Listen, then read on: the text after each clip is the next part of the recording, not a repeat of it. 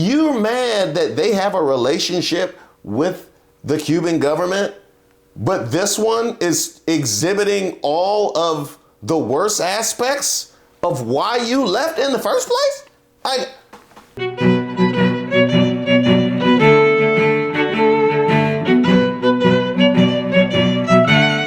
Hi, welcome to Street Politics. My name is Reese Waters. Shout out to all of our subscribers and members here on the channel.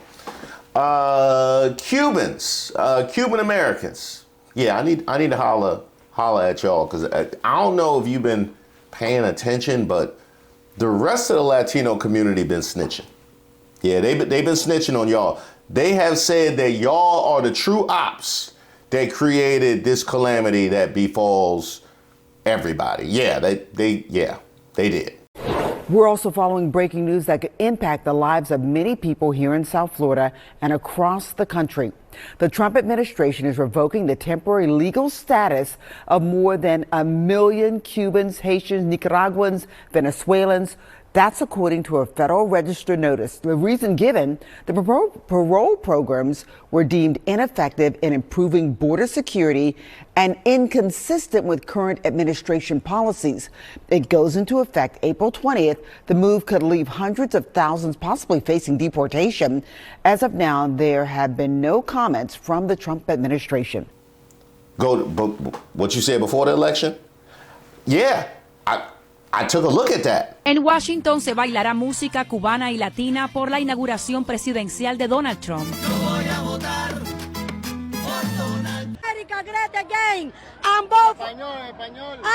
Espérate. Yo voy a votar por Trump. I know you have some experience with Fidel, so what do you think about that? You have no idea. I know a dictator. I know. It's a complete opposite thing. Well, see, that's the thing. If you, in fact, did know a dictator, like if what you were saying were truthful and honest, we wouldn't be here. To know what I think about Kamala, what's her name? The witch? What is? Kamala. Kamala.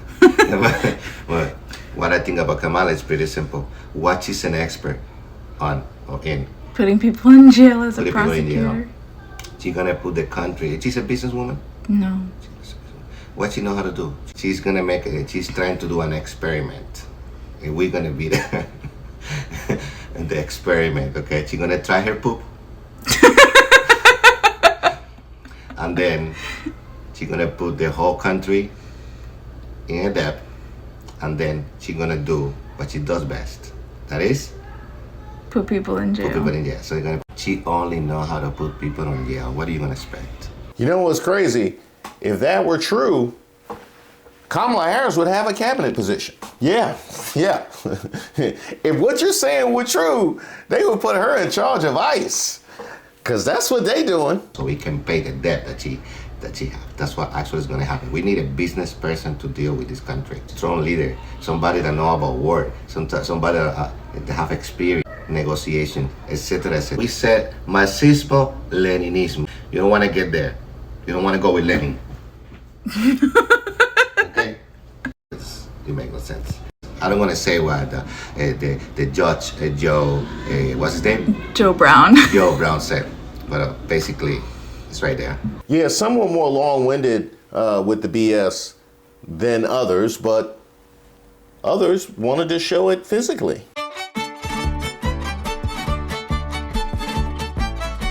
What I miss about Donald Trump, well, he was a great president for the United States, one of the best presidents for the United States. I miss the price of the gas. I'm involved in real estate, so real estate was way better than it's actually now. The interest rates was better, houses were more affordable for everyone. So a lot of things we miss about Donald Trump. And you're from Cuba? Yeah, from Cuba. Cubanos for Trump? Yeah, Cubanos for Trump. Actually, I brought my parents after a long process of interviews, paperwork and all that. They're actually today with me. So Democrats don't want people to come here because they vote red. Yeah, exactly. They make it hard for you to come here. Yeah, make it hard. Anybody come over the southern border, we don't care who you are. Yeah, that is one of the things. There have open borders, so all the illegals coming here. But my parents tried to bring them legally. I have to stamp them, and that took me like 2.5 years. So if I got this one straight, Your issue is that they don't want certain people to come here because they vote red.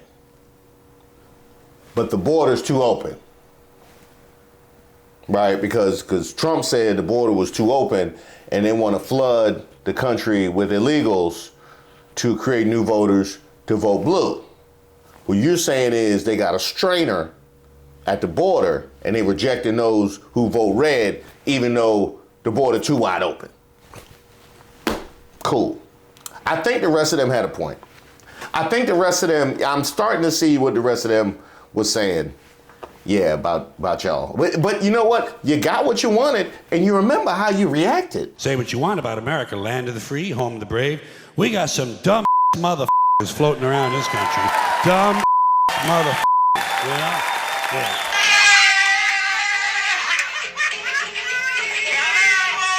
Dozens of Hispanics waving their banderas in triumph as Republicans won in sweeping victory. Florida was off the game, and as a result, the national level Democratic Party just did not invest anything locally in Miami-Dade or much in Florida at all. So Michael Bustamante with the University of Miami says there are multiple reasons for the red wave. Lack of voter turnout for Democrats and Latino voters now voting similarly to American voters. Oh, and by American voters, we mean white voters. That's what we mean by American voters. And the fact that you made white voters into American voters is all that we're talking about right now. That is, you just synthesized it right there. I think there's broader trends that have shaped shifts in the Latino vote. Those trends, political activist Thomas Kennedy says, is that younger Hispanics like himself were concerned about the economy. Our NBC6 poll amongst Florida voters conducted in October reflects that. 32% of voters across the state, regardless of race, said that the economy was the most influential issue in deciding a presidential candidate. 48% of Hispanics say their financial situation is worse than it was 4 years ago, something Democrats in Florida didn't capitalize on. We must admit that they've not built the infrastructure or the message to counter this, and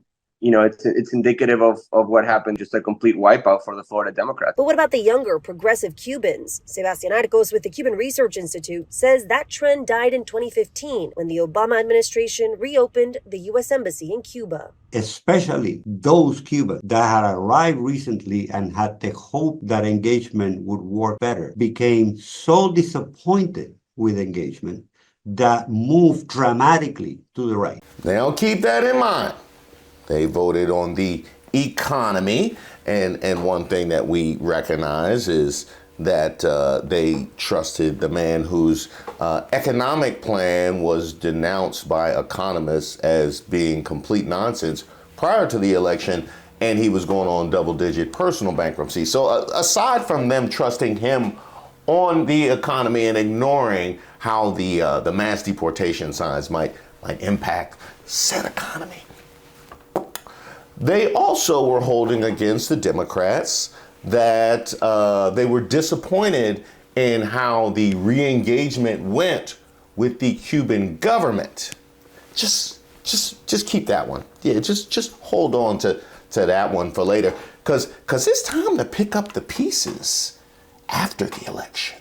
Del voto conservador, cuyo candidato realizó su... Cubanos en Miami hacen protesta en contra del gobernador Ron DeSantis por las leyes que quiere aplicar. These are a bunch of Cubans in the streets of Miami, Florida, who just found out that when Trump becomes president, he's deporting all of them.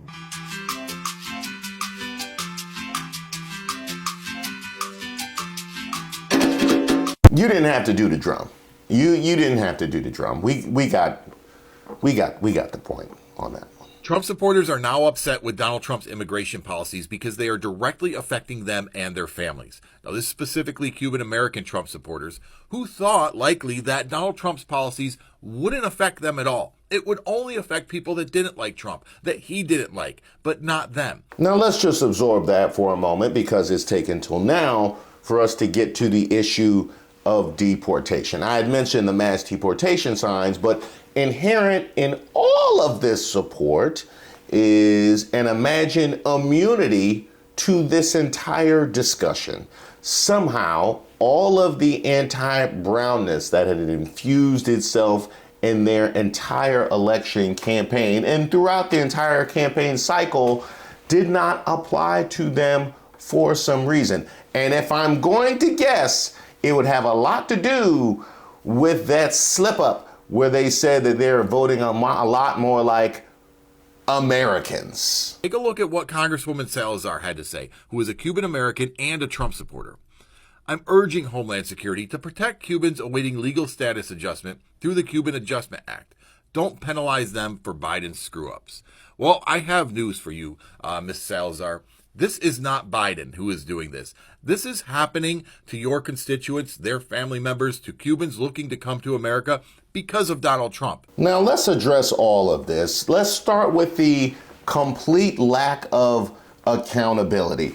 The fact that you can sit here on the precipice of having the very group that you wanted protected, deported, and somehow make it Joe Biden's fault. See, it's that lack of accountability, it's that lack of honesty that has gotten your community right here. And by the way, you're not alone. I literally just saw that with the farmers for Trump. What percentage of your soybeans is exported? 100% of my beans. 100%. Right. And he believes almost all of it has gone to China over the years. But with President Trump's tariff war, China is no longer buying U.S. soybeans. Income has plunged 20% on this farm over the last year because of that. Frank, who did you vote for president in 2016? Mr. Trump. Right? Trump. Mr. Trump. If the election were today, Frank, would you vote for Donald Trump? No way. Couldn't happen. No. You campaigned alongside him. He told you what he was going to do, and it was going to affect everybody. Now, I, for one, actually feel bad for the people who want to come here and have a better life. But for the people who voted for Donald Trump, this is what you get. Welcome to the find out phase. Hope you enjoy your stay. Let's also address the fact that, as he just said, you campaigned alongside Donald Trump. So one of a few options definitely happened, Maria Salazar. Either he lied and misrepresented to you what in fact he was going to do, and you are deciding to still give him cover now, even at the expense of your own political career and the livelihoods of your constituency, or he told you exactly what he was going to do, and you kept that under your hat and allowed these people to put their trust in you and in Trump so he could get in office, only for them to have their lives ripped out from under them. That's it. Them's the choices, Maria Salazar. And while you ponder that, isn't it a little bit curious? Let's bring up that tweet again, because we talked about you before and saying that you wanted the protection for specific groups. And somehow those appear to be the specific groups that are being targeted. The Venezuelans could tell you that. I pay my taxes. I follow the rules. Alvaro Duran is a TPS recipient. He's in the process of obtaining a green card because he's married to a U.S. citizen. However, his mother and siblings are now in limbo. Go back to Venezuela is not an option. Not an option for hundreds of thousands of people who say they may face jail time or retaliation for speaking out against the Maduro regime that remains in power. In a TPS termination notice, DHS said in Venezuela there are notable improvements in several areas such as the economy, public health, and crime that allow for these nationals to be safely returned to their home country. Conditions have not changed, actually have getting worse. At a press conference in Doral Monday, Venezuelan Americans denounced the Trump administration and South Florida Republicans. More than betrayed, beyond betrayed. They used us. They actually, during the campaign, and I don't want to make this political, but during the campaign, the elected officials from the Republican Party, they actually told us that it was not going to touch the documented people. I'm starting to think she might be the mole. I don't know how it is that the exact groups that she wanted protection for are the exact groups that are catching hell. I don't understand that. Unless that was some kind of code where she was putting a warning out to tell y'all what it was. As of yesterday, President Donald Trump decided to terminate the humanitarian parole program for citizens of Venezuela, Nicaragua, Cuba, and Haiti. Starting yesterday, the U.S. will no longer accept parolees under this program. As many of you know, under this program, citizens of those countries were eligible to come to the United States and live here for a period of 2 years and be allowed to work legally in the country. However, the administration has said that this goes against the priorities of the current administration and therefore will terminate the program. However, it is important to understand that there are still many options for people from around the world to be able to come to the U.S. legally. Be white. Yeah, be white. That is the option, is be white. Ain't that right, South Africa? Yeah, I see you, Elon Musk. Thank you. Now, I have hit on this before. I understand that we're all coming to this from a specific place. I'm coming to this place as an African American that has decades in of seeing the level of credibility that America has when it comes to disenfranchised communities. We heard those dog whistles. I mean, those weren't even whistle. That was Dizzy Gillespie fully cheeked out, blowing all of the air that has ever circulated through his body through his horn. That is how loud those dog whistles were that apparently somehow still went unheard. And I gotta ask myself, who were they listening to? Who were the leaders in the community? Y'all remember the Cuban MAGA activist, Hector Luis Valdez? He has been arrested by ICE for robbery and could be sent to Guantanamo Bay as soon as today. He finds himself facing some serious consequences. This Cuban MAGA activist situation escalates very, very quickly. Reports indicate that he could be sent to Guantanamo Bay as soon as today. Valdez also has been a MAGA activist, been spoke out critics, and now fate hangs in the balance. This happens when you vote against your own interests. This is what he voted for, so he cannot blame nobody but himself. Well. Look at this. He voted for what he wanted, right? Send him back to Cuba. That's what they gotta do. I did my research on the ICE page, and yes, he pops out. He's detained in the ICE facility in Florida. That's what happened when you vote against your own interests. He loved Papi Trump. Now get Papi Trump in Guantanamo Bay. That karma that he so richly deserves, you got it, boo. You're going back home. Now, the $64,000 question. Oh, that's right. Inflation, right? The $1.7 billion question is why? Now, we heard a little bit of it before where they were talking about the economy. The economy, right? For me, one of the reasons why I voted for Trump was the economy. Mm-hmm. Now, I shared this before and I'm going to share it again. For 15 years, I worked for Kroger. Kroger owns Ralph's, Food for Less. I worked at dairy at one point where we load up the iced tea, we load up the milk, we load up the lemonade, we load up the orange juice. We do all of that. I was there when they priced them.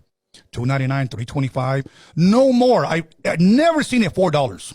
Orange juice, a gallon of orange juice. Now it's $8. Now, I've already outlined the litany of miscalculations that you have to make to fully trust Trump on the economy. But how about one more? Let's go to how historically the economy has performed under Democratic or Republican leadership, which somehow always gets ignored.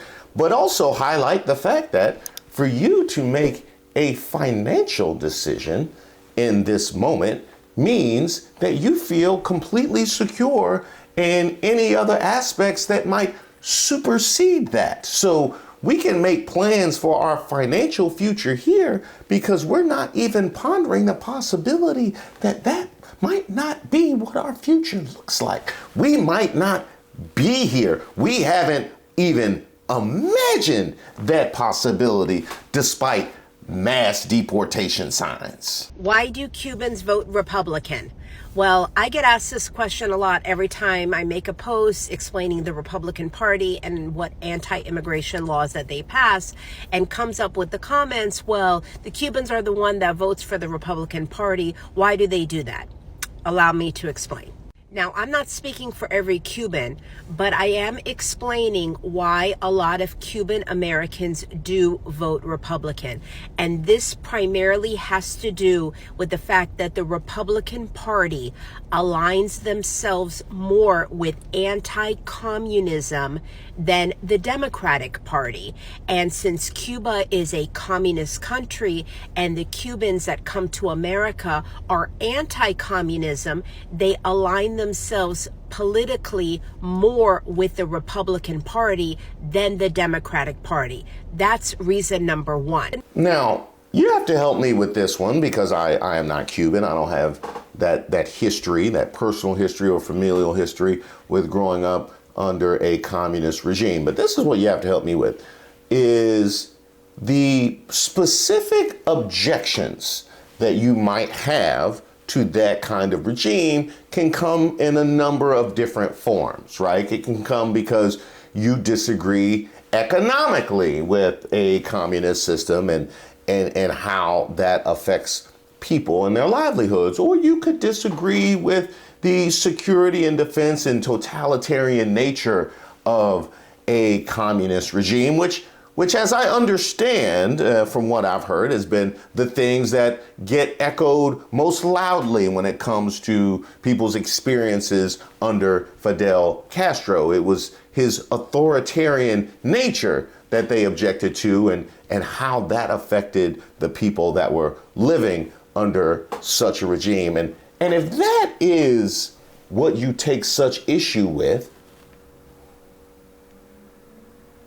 how is it that you're able to somehow ignore all of the loud red flags that emerged during the election cycle? Like, if that's the thing that you object to most, but you're perfectly fine with police immunity, like,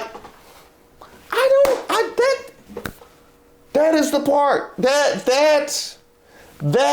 is the part. The man talked about using the military on civilians before the election.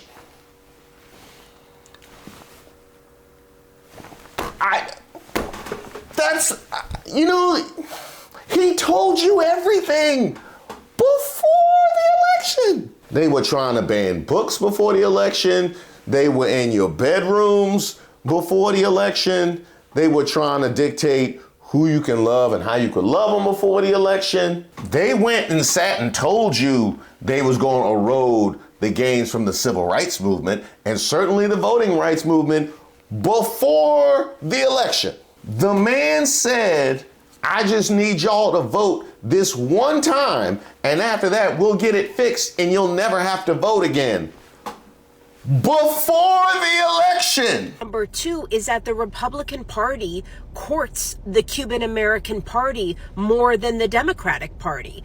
This is something historically they have had more impact in the community. They have made more efforts in communication, and the Cuban American Party has really aligned themselves and appreciated the efforts that the Republican Party has made towards them. Now, this one I have to give you. Because if it's one thing that is a through line throughout pretty much every video I have made in the last 4 months, it is that the Republicans are much better at messaging. They're much better at messaging.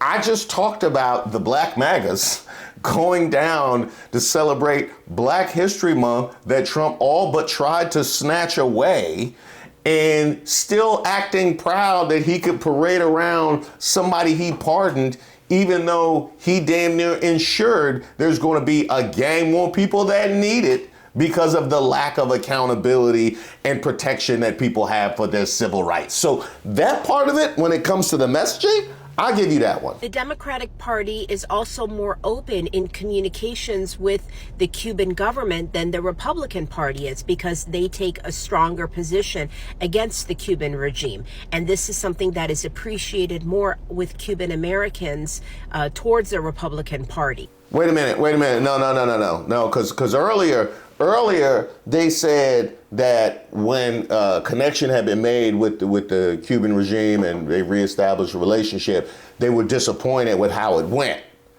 Now it's a problem that they have any relations at all. Those are literally complete opposite points y'all are making right now. Y'all would make good MAGAs. Yeah, y'all would make really good MAGAs. Even though it was a Democratic president, Lyndon B. Johnson, that gave Cubans the immigration benefit that they have now, the Cuban Adjustment Act, they still align themselves and have more of a relationship with the Republican Party than the Democratic Party. Wait, run that back one more time. Run that back. They still align themselves and have more of a relationship with the Republican Party than the Democratic Party. So you mean to tell me that it was a Democratic president that opened up the ability for Cubans to be able to immigrate here?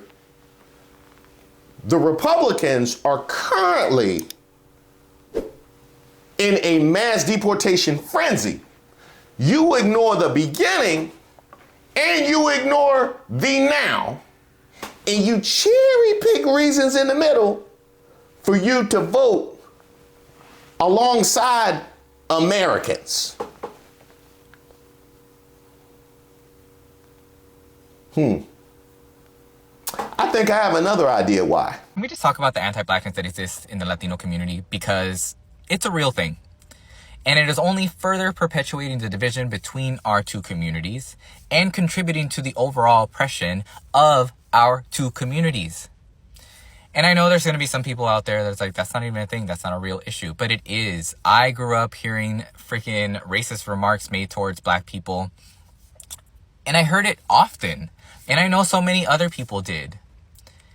And not only is it about anti-blackness, it's also about internalized racism that some Latinos, including myself when I was a child, felt the need to be white because I saw white people being treated better. And in my mind, I'm like, well, if I'm white, or if I consider myself white, or if I tell people that I'm white, then I am going to be treated better. I didn't understand as a child why I even felt that, but we are socialized as a society to want that unless you break out of the freaking matrix and you realize, oh my gosh, we're all being oppressed by the same freaking systems. It's this part for me. I was born in Cuba, while some people think I was born under communists. And the truth is I was born under Project 2025.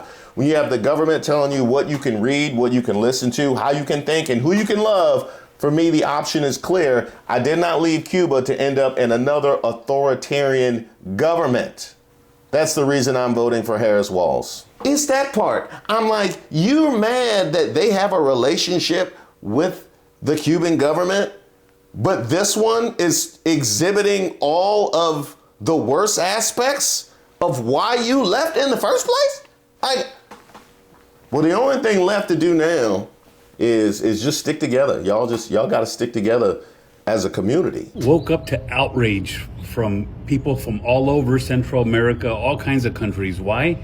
Because the Cubans just got singled out by the Trump administration. Why? Almost 50,000 of them claimed asylum, came here from Cuba because they said their lives were in danger in Cuba. So they claimed asylum. Cuba has special laws in place with America. So after you've been here for 1 year, you get a permanent resident card. You don't have to go through a bunch of hoops to get it. You get it really quick.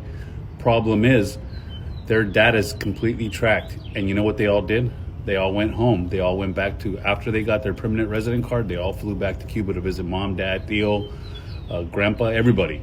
And it's all been tracked. And that's why these 50,000 people almost from Cuba have just put the radar on the fact that people are coming here, claiming asylum, and then flying back to their country. And this is what angers so many people from other countries, because they know now that this data has been released, that all their trips have been tracked. And they've gone back to their countries. And the huge spotlight that has just been put on people with permanent resident cards that claimed asylum but went back to their homes.